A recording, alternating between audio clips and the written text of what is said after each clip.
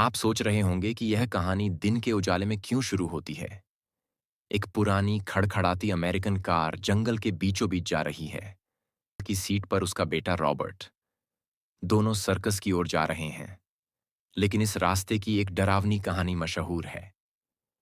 जो भी इस जंगल को रात में पार करता है वह अजीब आकृतियां देखता है और ऐसी आवाजें सुनता है जिन्हें इंसानी नहीं कहा जा सकता।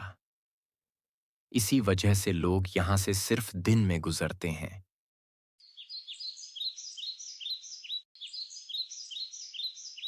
रॉबर्ट, हम लोग सर्कस पहुंच गए हैं। चलो बेटा, आज दिल खोलकर घूमते हैं। पिता बोले, रॉबर्ट, ये 150 रुपए रखो, जो लेना हो ले लो। मैं पास की वाइन शॉप में मिलूंगा। अगर कुछ चाहिए तो वहीं आ जाना। हम ठीक 9 बजे निकलेंगे। रॉबर्ट खुश था। आज पापा ने उसे बहुत पैसे दिए थे। अंकल, ये खिलौना कितने का है?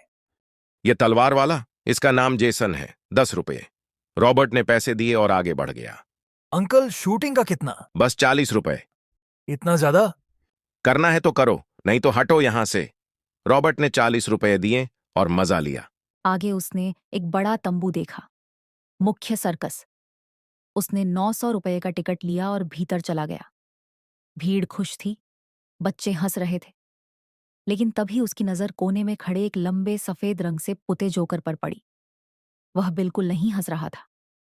वह सीधा रॉबर्ट को घूर रहा था, जैसे उसकी आंखों के पीछे कुछ और छिपा हो। रॉबर्ट के शरीर में सिहरन दौड़ गई। वह तुरंत बाहर निकल आया। चलो बेटा, आज मजा आया। रॉबर्ट ने सिर हिलाया। पिता को प्यास लगी तो सड़क किनारे 3 बच्चे पानी बेचते मिले। रॉबर्ट बोतल लेने उतरा। दीदी, पानी कितने का? 10 रुपए, लड़की ने कहा। रॉबर्ट ने जेब टटोली। मेरे पास तो सिर्फ 5 रुपए हैं। लड़के गुस्से से बोले। निकाल, जा यहाँ से। लड़की ने रोका। तुम मत मानो इनकी बात। लो, 5 रुपए में ले जाओ। रॉबर्ट मुस्कुराया। Thank you. वे वापस कार की ओर चले ही थे कि अचानक एक काली बिल्ली तेजी से कार के सामने आ गई। पिता ने जोरदार ब्रेक मारा। रॉबर्ट डर गया। दोनों जल्दी से घर पहुंचे और सो गए। लेकिन रात भर रॉबर्ट को वही लड़की याद आती रही। उसकी आवाज, उसकी मासूमियत, उसके आंसू। जैसे ही सुबह हुई, रॉबर्ट अपनी साइकिल से जंगल की तरफ निकल पड़ा। उसे उम्मीद थी कि उसे प्रीति मिल जाएगी, और आखिरकार वो मिल गई। तुम यहाँ हो? प्रीति ने हैरानी से पूछा। मैं कल के लिए तुम्हें धन्यवाद देने आया हूँ। प्रीति मुस्कुराई। कोई बात नहीं, तुम अच्छे इंसान लगते हो। कुछ देर बाद लड़की ने कहा, कल दोपहर 2 बजे जबलपुर आना, हम खेलेंगे। ठीक है, मैं आऊँगा। अगले दिन रॉबर्ट ठीक 2 बजे पहुंचा। प्रीति एक बेंच पर बैठी थी। उसने मॉडर्न कपड़े पहने थे और वो बहुत सुंदर लग रही थी। आज तुम बहुत सुंदर लग रही हो, रॉबर्ट ने कहा। प्रीति शर्मा गई। धन्यवाद, चलो खेलते हैं। उन्होंने बैडमिंटन खेला, हंसे और थक गए। फिर अचानक एक सफेद खरगोश कूदकर बाहर आया और प्रीति की गोद में बैठ गया। थोड़ी देर बाद वो जंगल में भाग गया। चलो इसका पीछा करते हैं, प्रीति ने कहा। रॉबर्ट मान गया। जंगल बहुत विशाल और रहस्यमय था। हल्की धुंध, ठंडी हवा और एक अजीब सी खामोशी।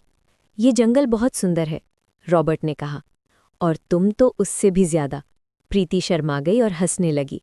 फिर एक कान फाड़ देने वाली चीख, एक प्रीति की आवाज जो दूर से आ रही थी। दोनों जम गए। रॉबर्ट ने फुसफुसाकर कहा, चलो यहाँ से चलते हैं, अंधेरा हो रहा है। प्रीति ने सिर हिलाया। रॉबर्ट ने उसका हाथ पकड़ा और वे भागने लगे। जैसे ही रॉबर्ट भागा, उसे एहसास हुआ कोई उसका पीछा कर रहा था। वो मुड़ा और उसकी सांस गले में अटक गई। वही पागल जोकर, एक सफेद चेहरा, एक बड़ी अजीब सी लाल मुस्कान और आंखें एक भूखे जानवर जैसी। जोकर बिजली की तेजी से जंगल में भाग रहा था। रॉबर्ट और प्रीति तब तक भागते रहे जब तक उन्हें लगा कि उन्होंने उसे पीछे छोड़ दिया है। लेकिन जोकर अचानक उनके सामने खड़ा हो गया। उसके नाखून चाकू की तरह लंबे, नुकीले और चमकदार थे। वो पागलों की तरह हंसते हुए प्रीति की ओर बढ़ा। लड़की चिल्लाई। रॉबर्ट उसके सामने कूद गया। भागो! जोकर के बड़े नाखून ने रॉबर्ट के पेट में छेद कर दिया। रॉबर्ट जमीन पर गिर गया। खून बह रहा था। उसकी सांसें तेजी से चल रही थीं। भागो, यहां से निकल जाओ! रॉबर्ट की आवाज कमजोर थी। प्रीति रोते हुए भागी, जंगल से बाहर भागी और एक खुले मैदान में गिर गई, बेकाबू होकर रो रही थी।